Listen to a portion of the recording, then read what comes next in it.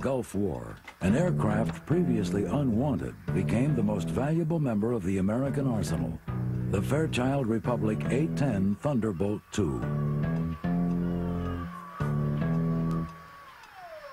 More than the publicity, the weapon system was really vindicated because it was a proof of concept that people that were associated with the airframe knew that it could do the job, but not a lot of other people did, especially some of the senior Air Force leadership. And it was very rewarding to go out and kick butt.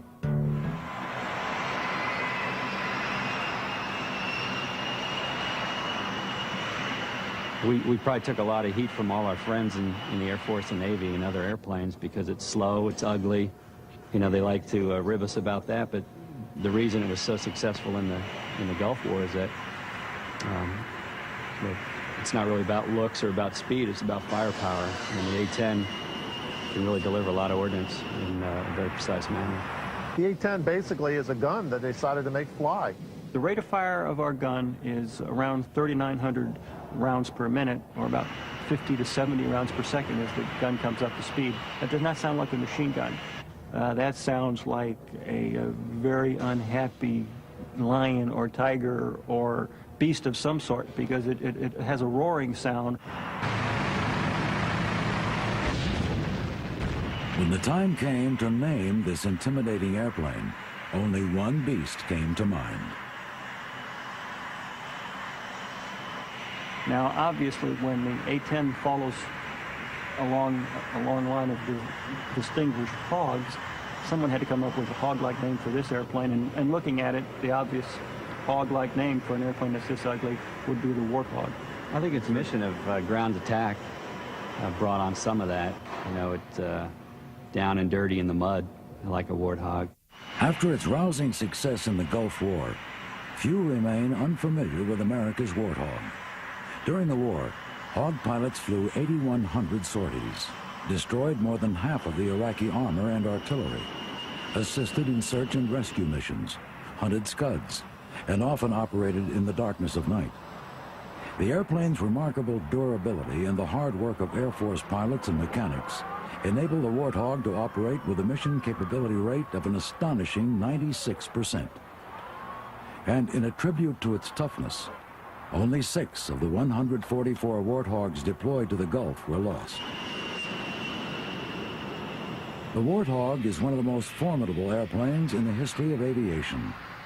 Although this highly maneuverable airplane can carry a remarkable 16,000 pounds of mixed ordnance, it is the massive 30mm Avenger cannon which places the Warthog in a class of its own.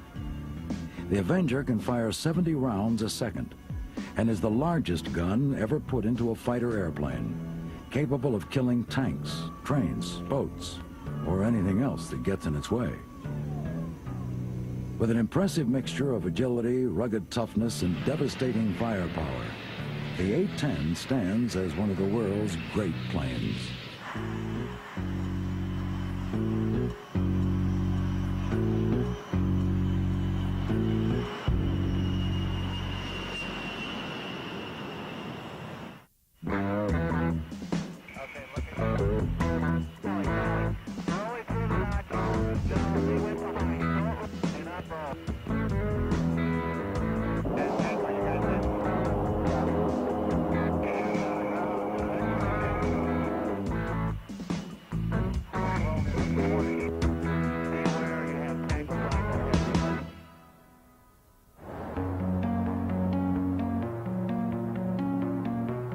In a sight becoming more common throughout the American military, a complementary mixture of full-time Air Force personnel and Air National Guardsmen combined to keep planes like the Warthog in a constant state of readiness.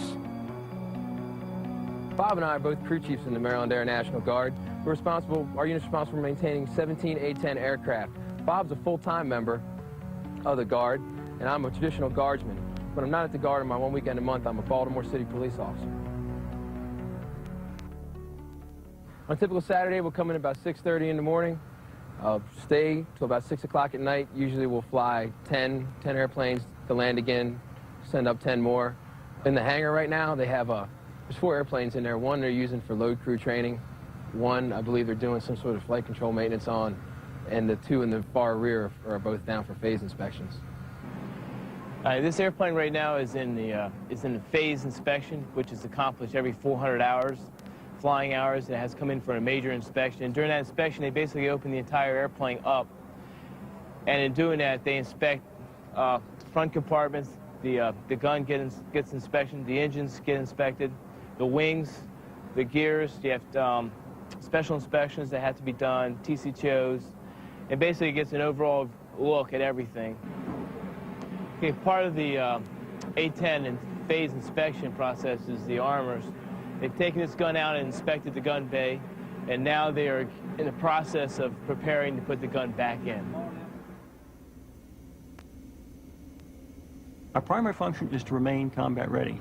In other words, to train to the same level of proficiency as our active duty counterparts, such that if the level of tasking, the level of involvement of our Air Force reached the point where it couldn't be completely handled by our active duty units, then the Guard and Reserve is ready to fill in, and fill in on very short notice.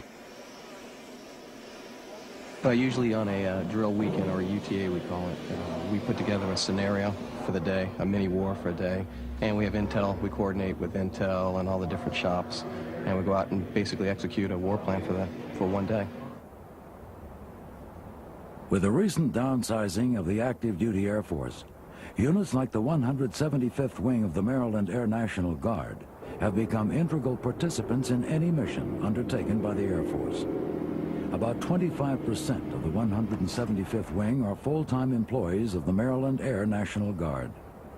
The remaining members, traditional guardsmen, leave their families and employers for training 1 weekend a month, and also to serve 15 days or more of active duty each year.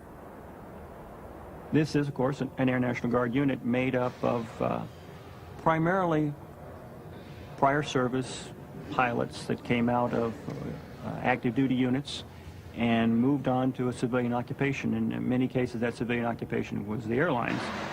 And they fly 2 aircraft now. They have their civilian jobs with their civilian airlines, and they come in on weekends and some oftentimes during the week to fly this airplane.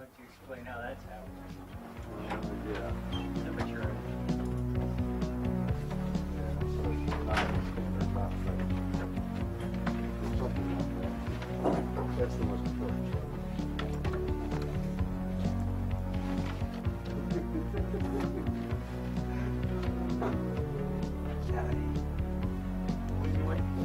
See you around. Okay, have a good one. See you around.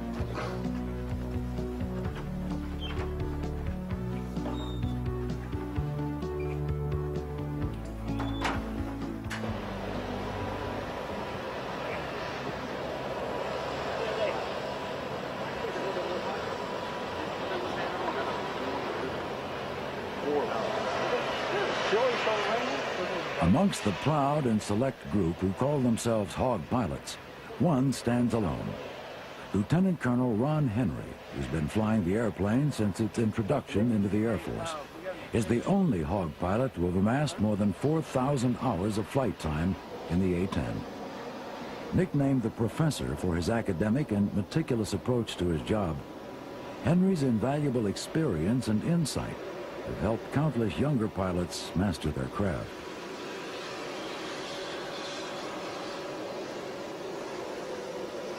I was a volunteer for this assignment back in 1977. The airplane was brand new. Every airplane that enters the inventory has a certain mystique associated with it. And in 1977, the A-10 was introduced at Myrtle Beach Air Force Base, South Carolina. And the combination of Myrtle Beach Air Force Base and a brand new airframe made it the most desirable assignment in the United States Air Force in the late 70s. And there was no problem getting people to volunteer for this airplane. I can't understand why there ever would be. I have seen the airplane evolve over a period of 20 years. I started flying this airplane in 1977, and it's changed quite a bit. It was a very simple, austere airplane in its early days. It was designed that way, designed to cost very, very little. But the airplane has proved so survivable and so indestructible that the mission has evolved and the complexity of the airplane has increased over time. When we first started flying the airplane, We had basically 3 radios and a navigational receiver, and that's really all we had. We had no computers on board to help us guide the airplane or help us aim the weapons. Quite a bit of money's been spent on the airplane since its introduction to the fleet in terms of retrofitting the airplane. We now have a very capable air-to-ground computing system that helps us aim our weapons. Helps us aim not only the 30mm cannon, but also all the gravity weapons that fall off the bomb. Good enough to win the Air Force's biannual gunnery competition in 1991.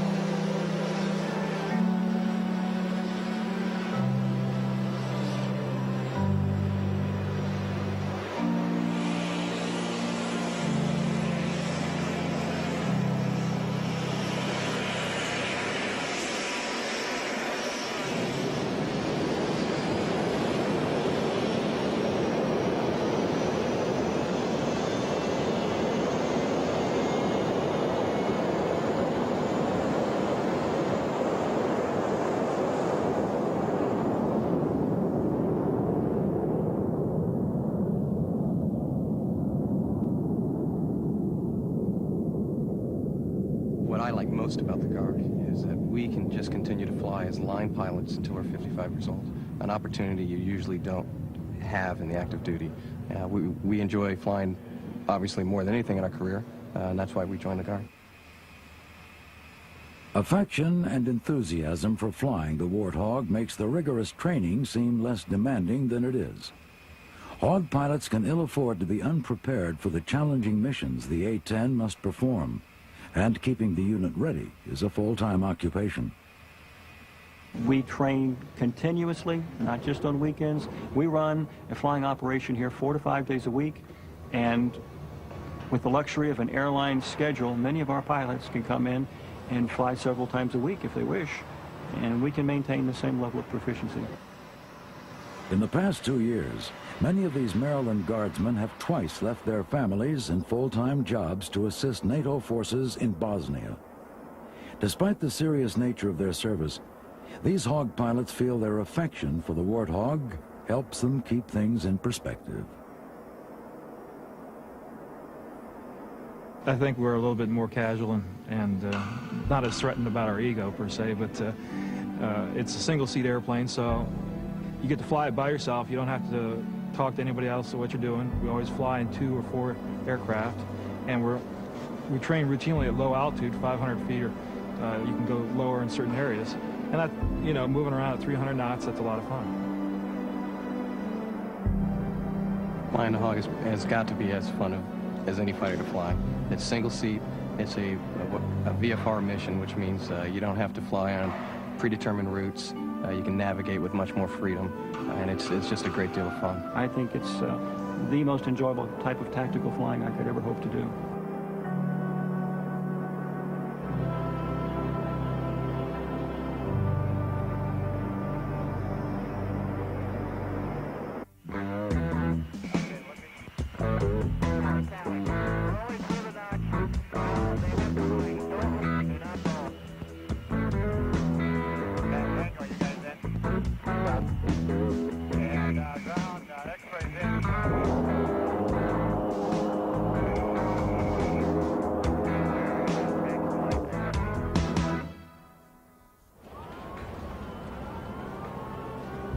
In January 1973, the Fairchild Republic Corporation unveiled the airplane the Air Force and the Army desperately wanted, the A-10 Thunderbolt II.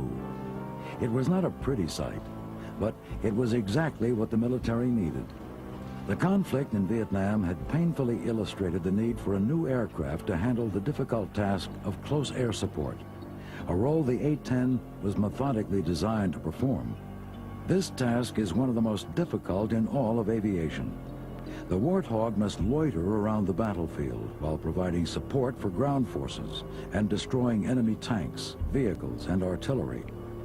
And this job must be performed at low altitudes under heavy enemy fire.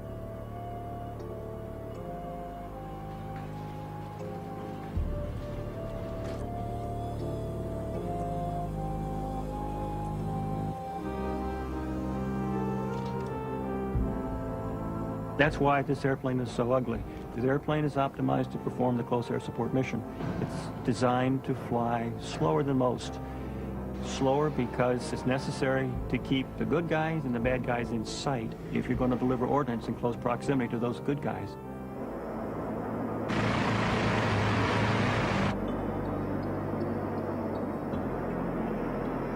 The A-10 evolved from lessons learned in Vietnam, but it was in reality designed to provide close air support in Europe.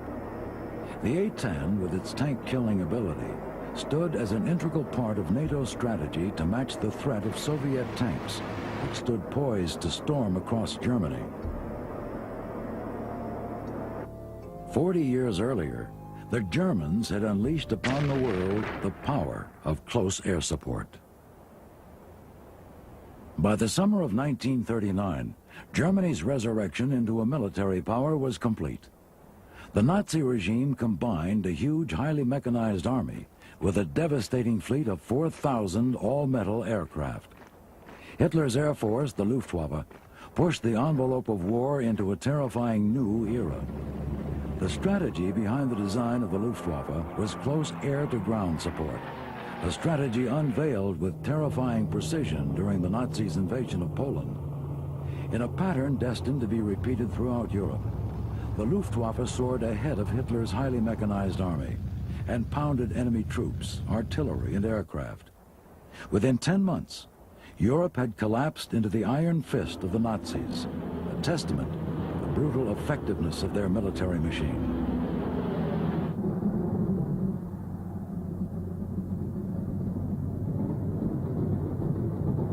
In the wake of the German victories and the emerging threat from Japan, American airplane manufacturers began designing and manufacturing airplanes at an extraordinary rate.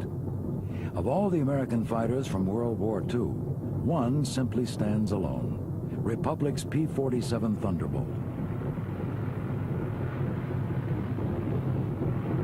More than 15,600 P-47s were manufactured, more than any other Allied fighter from World War II.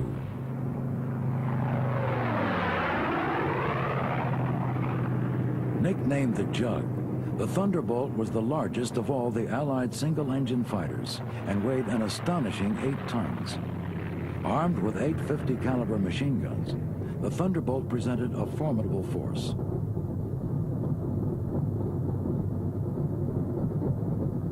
Driven by a 13-foot propeller and a 2,300 horsepower Pratt & Whitney engine, the P-47 was the fastest U.S. fighter and could reach speeds of 428 miles per hour.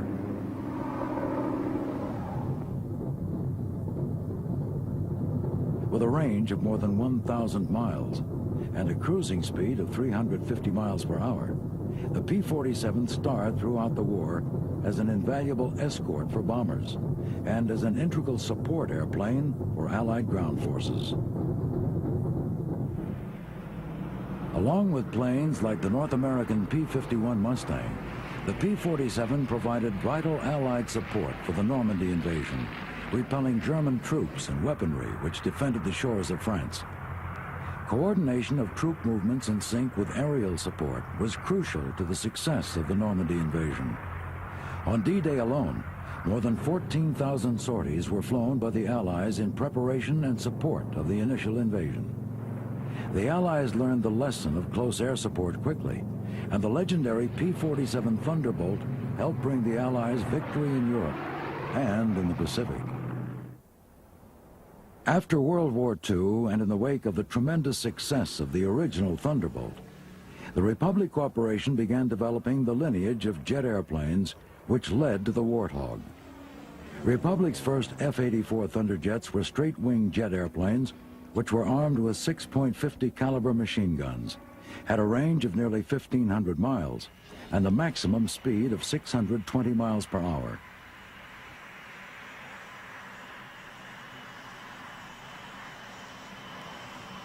The first prototype flew in early 1946.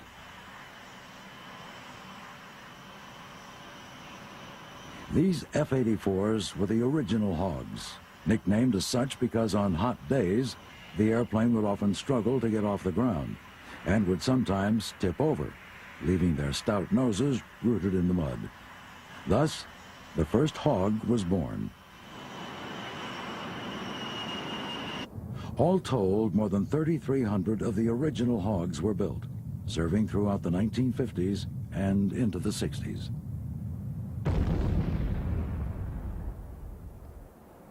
Republic continually upgraded the Hog, and in 1952, they produced a swept-wing version, known as the F-84F Thunderstreak. The legacy of the Hogs continued when pilots christened the Super Hog. The Super Hog, capable of a speed of 685 miles per hour and a range of 1,650 miles, soon developed into an integral member of the U.S. Air Force. It could carry a variety of rockets and bombs, and Republic built more than 2,700 Super Hogs. The F-105 Thunder Chief, introduced in 1956, demonstrated that Republic was not going to rest easy after the success of the F-84.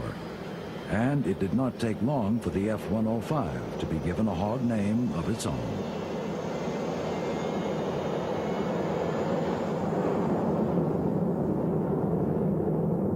As the F-105 was introduced, the previous F-84 pilots who transitioned into the F-105 looked at their very sophisticated Cadillac airplane and thought of it as the Ultra Hog, and the 105 became known as the Ultra Hog.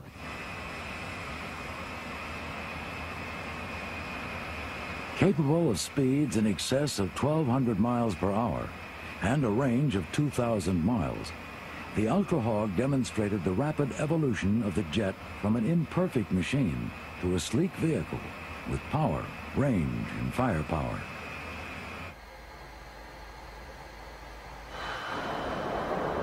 Designed as a high-speed interceptor, this large fighter bomber was armed with a GE M61 Vulcan 20mm gun and could carry Sidewinder missiles.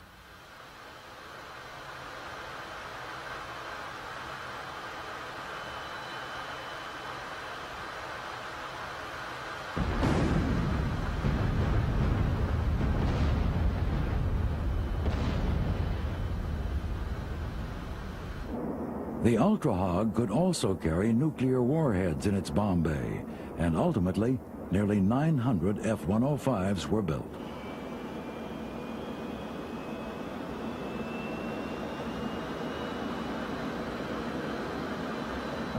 The final Hog in Republic's proud lineage evolved from the American experience in Vietnam. The war fought against a desperate and determined people in a climate brutally hostile to man and machine, pushed both to their limits. In the battlefields of the harsh, humid jungle, troop support was a foremost concern for the American military. Helicopters quickly proved their merit in this role, and the Huey paved the way for armed close air support.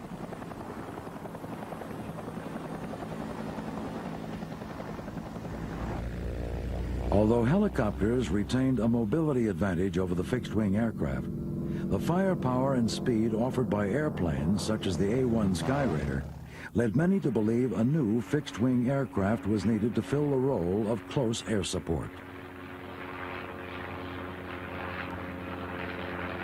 The A-1E Skyraider really illustrated a need for a aircraft that was maneuverable, close to the ground, close to the bad guys, where you could look out the window and see what you were attacking to differentiate between the friendlies and the bad guys in a very reliable manner. Fairchild Republic delivered the first production model of the A-10A to Davis-Monthan Air Force Base in October of 1975. The suggestion that the plane be called the Warthog in honor of Republic's Hog lineage, and given the ugliness of the airplane, did not sit well with the brass of the Air Force. The plane was officially named the A-10 Thunderbolt II in honor of the legendary performance of the original Thunderbolt in World War II. But to its pilots, and ultimately to anyone familiar with it, this airplane has only one name. But it's a very affectionate name. No Warthog pilot is ashamed to call his airplane a Warthog.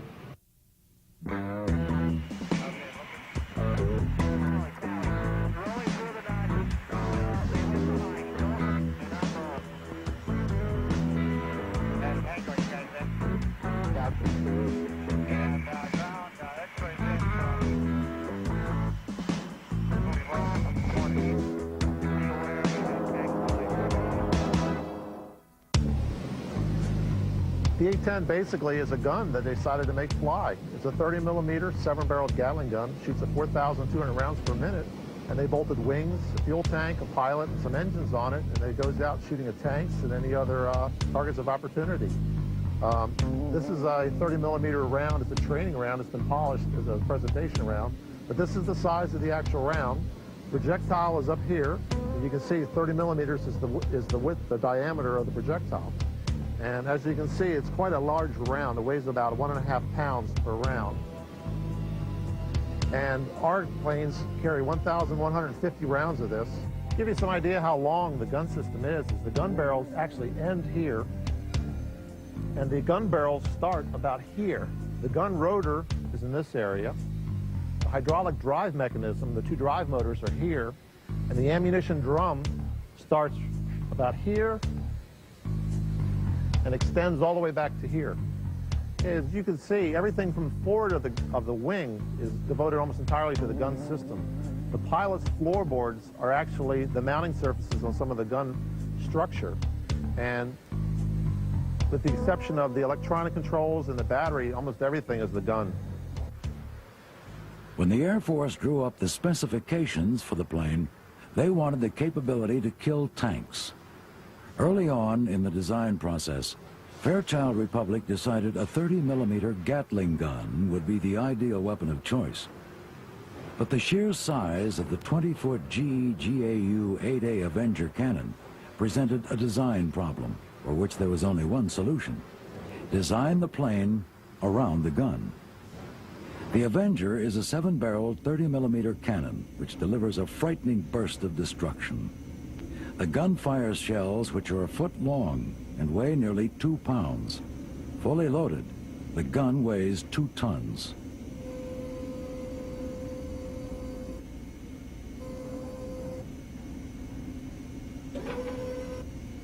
Well, the gun's a 30 millimeter. It's the largest gun, in an airplane.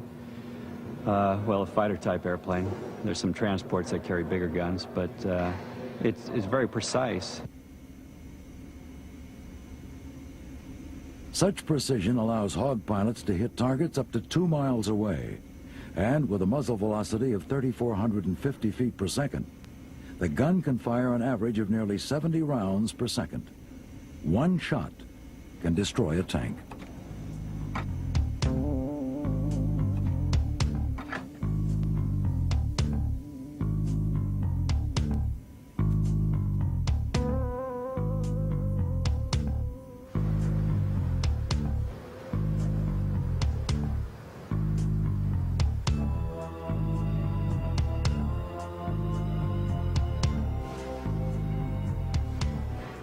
Projectile itself is exceedingly lethal.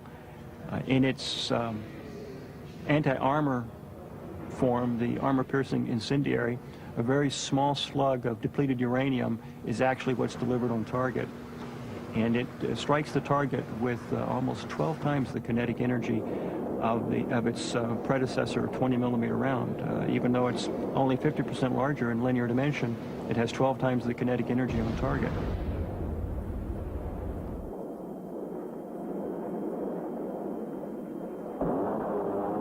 The tremendous recoil force of the gun led to its positioning slightly offset to port, so that the firing barrel is exactly on the center line. This avoids the problem of asymmetric recoil forces. It produces as much recoil as the engines produce in forward thrust. Theoretically, if you had the ammunition and could hold the trigger down long enough, the airplane would come to a complete stop because the gun would win the tug-of-war.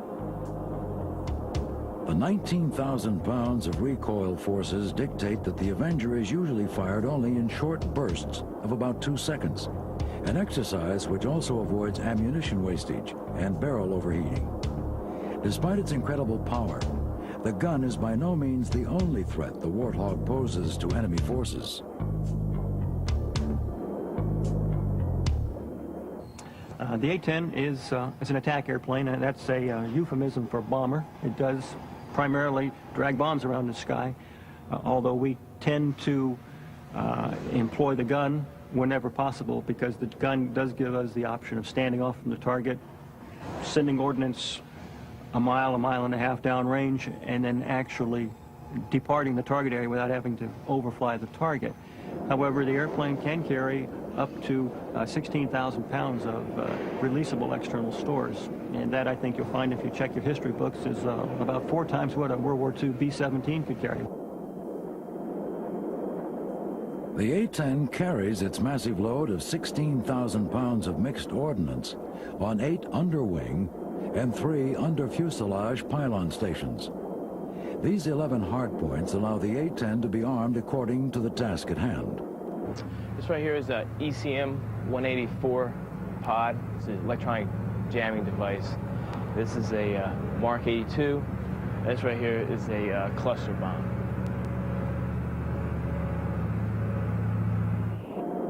The variety of armaments available to the Warthog is extensive, including AGM-114 Hellfire anti-tank missiles, Sidewinder missiles, and a selection of both smart and dumb bombs.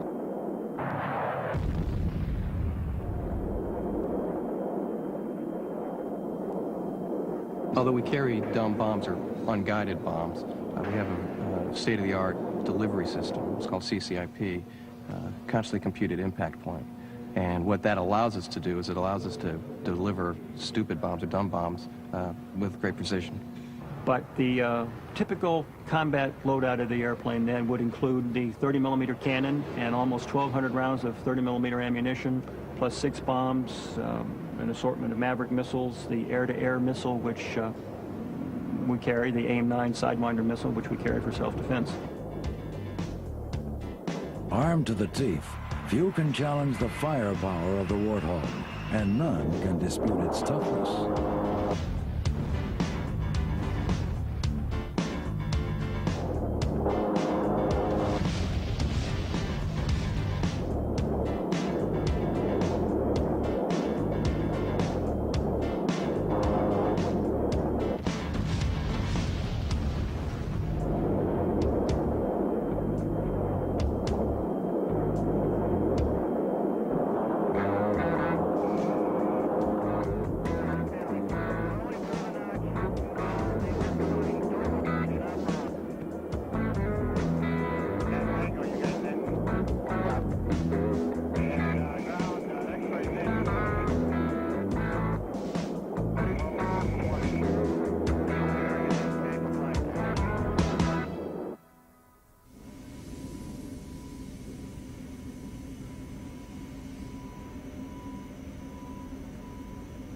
The airplane, has often been said, and more often as a form of criticism rather than praise, that this is the only airplane that the Air Force ever bought that was designed to take hits, not avoid hits. And it's quite true. The airplane was designed to take hits and absorb damage and survive. Every aspect of the Warthog can be traced to the simple concept that the airplane had to survive its grueling mission. And the A-10 was designed with several thousand pounds of titanium steel surrounding critical flight components, one of which, of course, is the pilot. And this was an intentional design decision on the part of the designers, wherein they were willing to sacrifice fuel or ordnance load in favor of survivability. Reinforced with nearly 3,000 pounds of titanium armor plating, the Warthog can survive direct hits from armor-piercing and high-explosive projectiles up to 23 millimeters. 1,200 pounds of the titanium surrounds the cockpit, enveloping the pilot in what is commonly referred to as a titanium bathtub. This bathtub of 1.5-inch armor gives Hog pilots added security as they undertake their dangerous missions.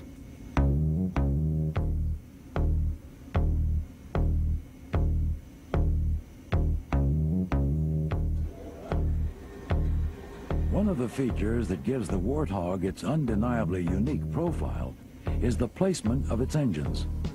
The A-10 had to have 2 engines for survivability.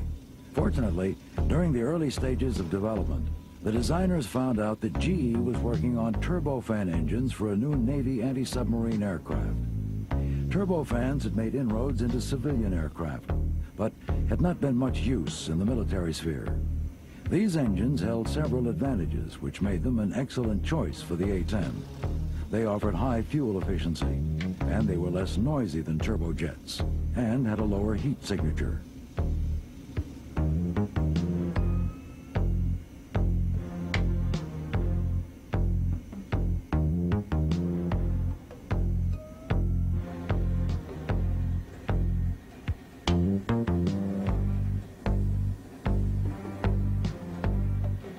Once the designers chose the type of engine, another issue arose: where to put them.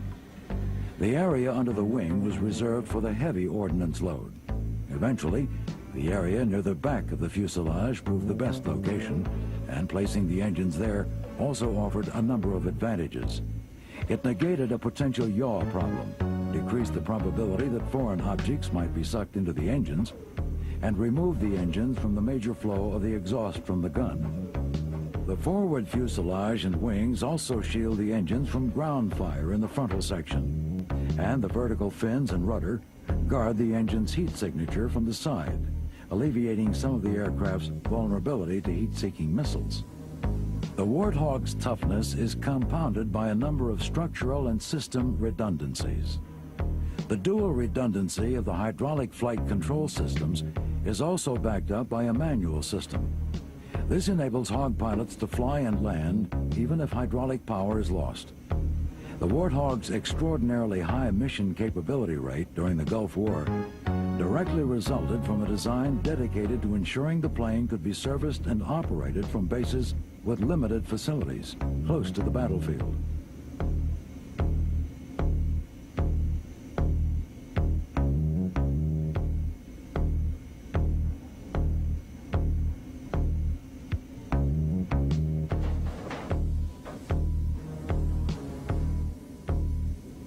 Many of the A-10's parts, including the engines, main landing gear, tails, and vertical stabilizers, are interchangeable left to right. Interchanging as well as cannibalizing parts between aircraft is a standard maintenance procedure, one used with much success during Desert Storm. The shape of the airplane, the fact that it's battlefield repairable with very simple surfaces, was all built into the airplane because the designers realized this airplane's probably going to take a hit. The mission of the Warthog is such that hits are inevitable, and there have been and will be instances when the pilot must abandon his hog to save himself. I'm the life support superintendent here at the Maryland International Guard, and part of my job is to ensure that pilots can remain safe while flying, but also in case of an emergency they have to eject, that we supply them with survival gear to ensure their survivability on the ground. And part of that gear that we would pack in their kits is provided here on the board behind me on display.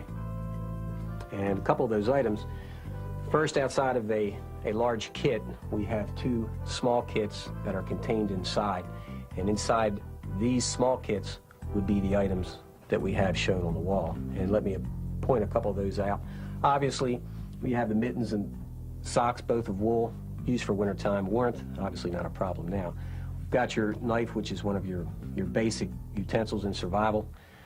And we have a container to hold water. Water is one of your primary needs in a survival situation. And we do supply many packets of the flexible drinking water there with them. We do have food, but that is not as important as water. We also have, probably getting into the most regarding rescue, would be the flares, which we have the handheld launching flares. We have other flares here to direct rescue aircraft in to pick up that pilot. And as soon as that pilot would eject and hit the ground, his survival radio. Very important to talk to other aircraft in the air to let them know what his situation is, and also to talk to rescue to direct them to his location. Part of the A-10's mission is to fly low to the ground to give close air support to the troops there. So naturally this is going to put them in harm's way and leave them open to gunfire, missiles, and so forth. So the A-10 pilot probably finds himself in more jeopardy than the fast flyers flying at much higher altitudes. It's important that these items be there. Now, it's something that a part of our training, or a lot of our time is spent in training the pilot for something he may never need. However, should he need it, He needs to know that it is there and it will work, and fortunately could save his life.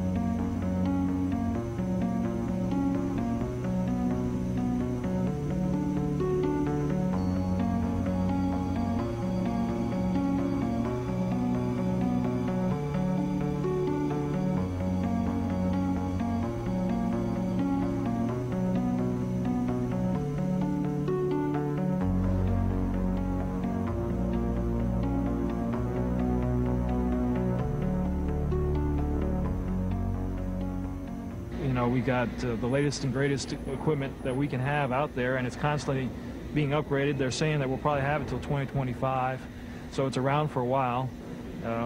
Most of ours are 78, 79 version models out here.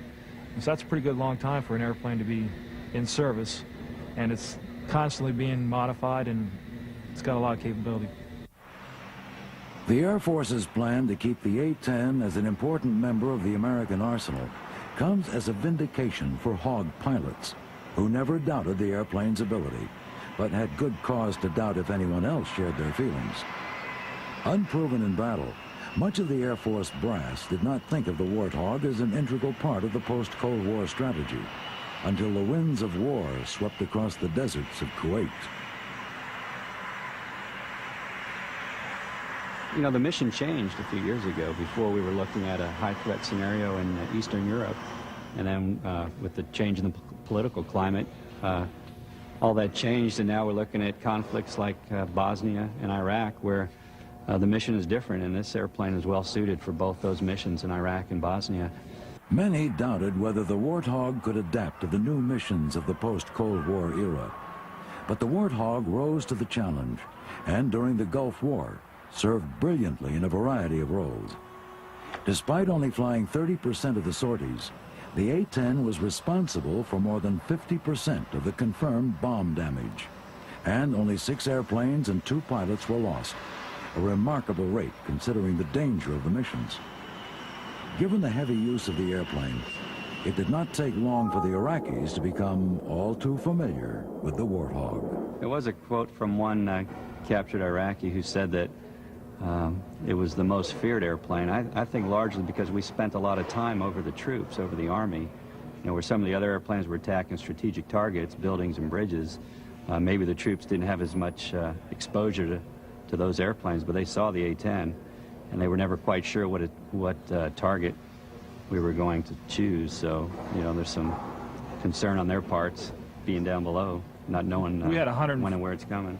We had 144 airplanes stationed over there, and it was 24 operations. We had 2 night squadrons and 5 squadrons on the day schedule, and we just totally saturated the air with A-10s, you know, 25 miles deep. So that's all they saw continuously. And if you could imagine sitting on the ground wondering if you're the next target, it was a big psychological game that was. And listening to the gun makes a real, I don't know if you've ever heard it, but it makes a great roar. And it echoes, and you can hear it for quite a way. And having to listen to that hour after hour, day after day, I'm sure it took its toll on them.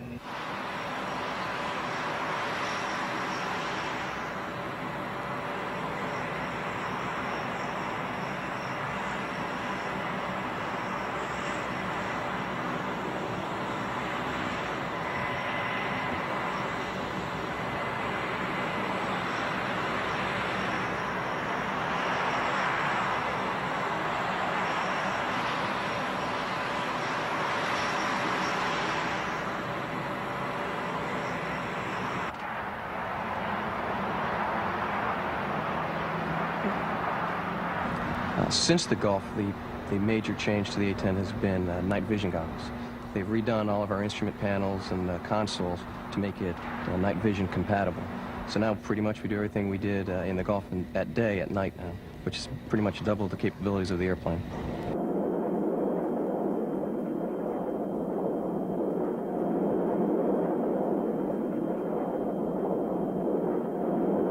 With the A-10's role in the Air Force cemented well into the 21st century, the Air Force and the Air National Guard will continue to keep the Warthog combat ready, demonstrating a successful adaptation by the military in a changing era.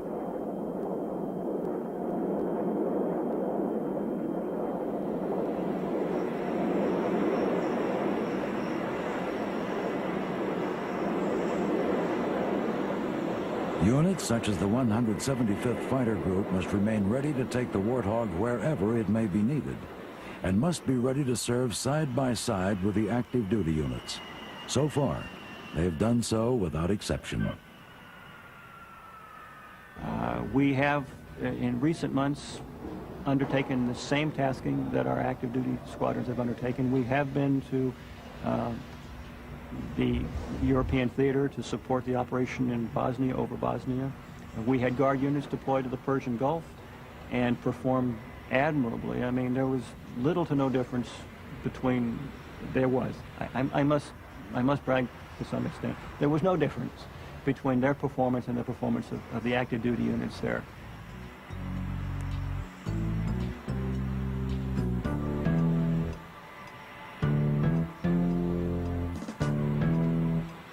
Once deemed too slow, too simple, and too ugly to be of much value, the A-10 Thunderbolt II, the Warthog, now stands as one of the world's undeniable great planes.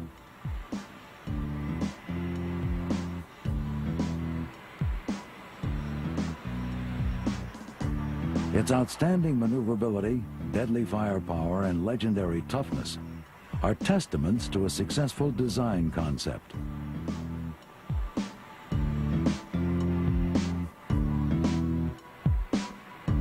The pride and affection felt by Hawk pilots and crewmen for their airplane, unrivaled.